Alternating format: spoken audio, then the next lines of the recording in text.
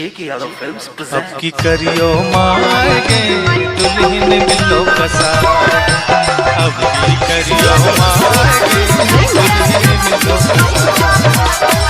देखे मैं चौक पर पाता, देखे मैं लिख लिख पाता, चौलोगिया मर जाएंगे। अब की करियो मांगे दुल्हन मिलो कसार, अब की करियो मांगे दुल्हन मिलो कसार।